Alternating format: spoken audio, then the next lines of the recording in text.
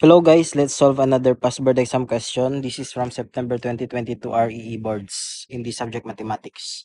So this is the problem. If log 2 is equal to A, log 3 is equal to B, and log 6 is equal to C, find log 12. So first of all, if you want to solve this problem without looking in the options, then you might need these properties of logarithm. So itong tatlo. Log mn is equal to log m plus log n. Log m over n is equal to log m minus log n. R log m is equal to log m raised to r. Pero mahirap kasi mag-solve blindly using those properties. Kasi to be honest, there are many ways to represent log 12. So for example, yung log 12 is using the given, that is a plus c. Why? Kasi log 12 is equal to log 2 times 6. 'Di ba? Based on this property, this is equal to log 2 plus log 6. So ano yung 2? That is A. Ano yung 6? Log 6, that is C. So log 12 is equal to A plus C. Pero unfortunately, wala sa choices. 'Di ba? So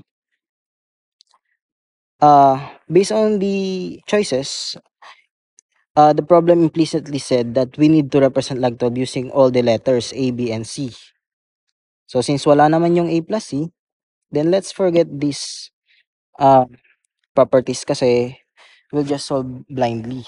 So since meron namang calculator, then let's just take advantage of it. So first, stir natin yung mga given value sa calculator. So stir natin. Log 2 store sa A.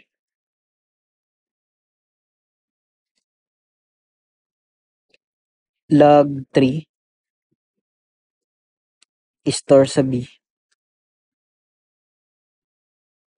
Tapos log 6 store sa C. So, na-store na natin. So next, let's solve for the approximate value of log 12. So log 12 is approximately equal to 1.07918. So let's take note of this value. Kasi yung gagawin natin, using the options, i-substitute natin yung in-store natin na values sa mga option. Kung ano yung nag-match, yun yung answer. So for letter A, B plus C minus A. That is, try natin.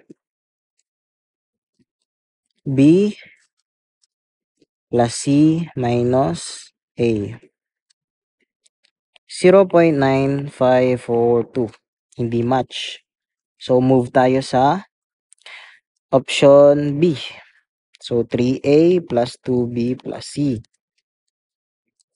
So, 3A plus 2B plus C. 2.6354. Hindi ulit match. So, proceed tayo sa option C.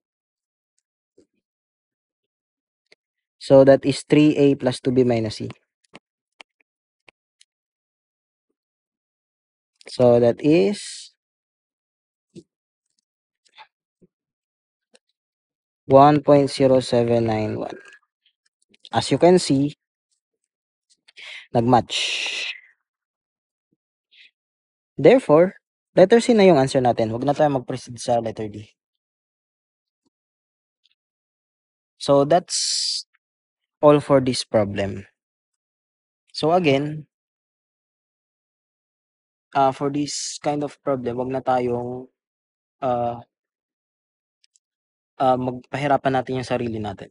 May calculator naman eh. Kasi yung board exam is time pressured. So, yun. Please support my channel by subscribing. Thank you and God bless.